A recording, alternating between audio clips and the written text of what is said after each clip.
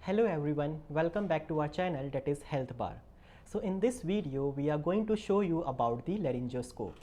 So what is laryngoscope? Laryngoscope is a device which is used to visualize the larynx. अगर हम बात करते हैं नर्सेज एंड डॉक्टर्स की कि हम laryngoscope को कब यूज़ करेंगे.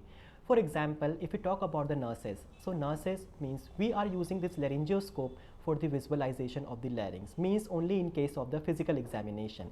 And if we talk about the doctors, they are using the laryngoscope in case of physical examination purpose as well as for the felicitation of the ET intubation. यही हमारे पास एक main difference है कि जब nurses use करें laryngoscope को तो वो फिजिकल एग्जामिनेशन के लिए यूज़ करती हैं. डॉक्टर्स की बात करें सो तो वो क्यों यूज़ कर रहे हैं for the facilitation of ET intubation, मतलब जब हमें ET इंट्यूबेट करना होता है पेशेंट को तो वो laryngoscope को यूज़ करते हैं. यहाँ पे क्या है कि हम लोग दो टाइप्स के laryngoscope यूज़ करते हैं. सबसे पहले हमारे पास आता है that is the curved blade और we can say that is a Macintosh. तो ये वाला जो हमारे पास है इसको हम बोलते हैं कर्व्ड ब्लेड या फिर इसको हम बोलते हैं मैकिनटोश ब्लेड. सेकंड जो हमारे पास आता है वो है मिलर ब्लेड. जैसे हमारे पास मैकिनटोश है ये तो हमारे पास कर्व्ड होता है, लेकिन जो मिलर ब्लेड आती है वो हमारे पास होती है स्ट्रेट ब्लेड. अब डिफरेंस क्या है हमारे पास कर्व्ड और मिलर के अंदर? हमारे पास जो मैकिनटोश वाली ब्लेड है ये कर्व्ड ब्लेड, इसको हम यूज़ करते हैं फॉर दी एडल्ट पेशेंट्स के लिए. जो हमारे पास मिलर वाली ब्लेड्स आती हैं उसको हम यूज़ करते हैं किसके लिए? पीडियाट्रिक पेशेंट के लिए.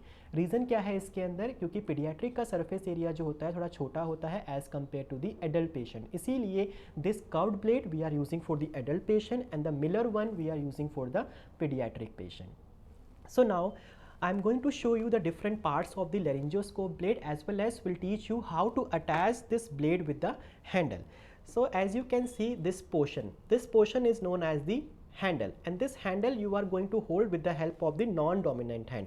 कभी भी इस हैंडल को हम लोग डोमिनेंट हैंड में होल्ड नहीं करते हैं, चाहे हम ET इंट्यूबेशन कर रहे हो या फिर हम लोग विजुअलाइज कर रहे हो लैरिंग्स को. हमेशा इसको हमें नॉन डोमिनेंट हैंड में ही होल्ड करना है. जो ये वाला पोर्शन है इसको हम बोलते हैं connector of the handle. Then the next thing is that is the laryngoscope blade. ये ब्लेड हमारे पास कौन सी है? Macintosh blade. अगर हम नंबर्स की बात करते हैं इन ब्लेड्स की तो उसके नंबर जो हमारे पास स्टार्ट हो रहे हैं वो 0 से स्टार्ट होते हैं और 4 पे ख़त्म हो जाते हैं. फॉर एग्जांपल जैसे ये वाली ब्लेड हमारे पास 3 नंबर की ब्लेड है तो हमारे पास जो ब्लेड्स आती हैं वो 0, 1, 2, 3 एंड 4, मतलब 5 ब्लेड्स हमारे पास होती हैं पूरी और नंबर स्टार्ट हो रहा है हमारा 0 से और ख़त्म होता है हमारे पास 4 से. अब हम इस ब्लेड की बात करते हैं तो सबसे ऊपर आपको दिख रहा होगा ये कर्व्ड वाला पोर्शन, इसको हम बोलते हैं हॉरिजॉन्टल प्लेन. उसी के बाद नीचे ये वाला पोर्शन दिख रहा होगा आपको, इसको हम बोलेंगे डेट इज टंग. इसको हम टंग इसीलिए बोलते हैं क्योंकि इस वाले पोर्शन से हमें टंग को डिप्रेस करना होता है during the visualisation of the larynx और for the facilitation of ET intubation. जो ये वाला पोर्शन है इसको हम बोलते हैं डेट इज वर्टिकल प्लेन. ये वाला पोर्शन हमारा था horizontal plane, this one is the vertical plane. जो ये वाला कर्व्ड पोर्शन है इसको हम बोल रहे हैं डेट इज योर टंग, क्योंकि इससे हम लोग टंग को डिप्रेस करेंगे ताकि हम विजुअलाइज कर सके लैरिंग्स को. जो ये वाला पोर्शन है इसको हम बोलते हैं टिप और ये इतना कोई शार्प नहीं होता है कि ये हमारे म्यूकस मेम्ब्रेन को इंजर्ड कर दे. उसके बाद आपको ये दिख रहा होगा पोर्शन, इसको हम बोलते हैं कनेक्टर ऑफ द ब्लेड.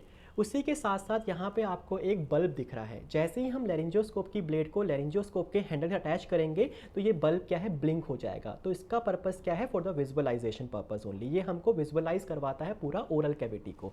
अब हम देखते हैं किस तरीके से हम लोग ब्लेड को हैंडल के साथ अटैच करेंगे. सबसे पहले जो आपका नॉन डोमिनेंट हैंड है उसको आप में उस वाले हैंड में आपको होल्ड करना है किसको? हैंडल को. जो आपका डोमिनेंट हैंड है उस हैंड में आपको होल्ड करना है किस चीज़ को? ब्लेड को. हो सके तो अपना एक फिंगर इस ब्लेड के अपर एस्पेक्ट के ऊपर हमें अटैच करना होगा ताकि हम एक प्रेशर अप्लाई कर सकें ड्यूरिंग द फिक्सेशन पार्ट.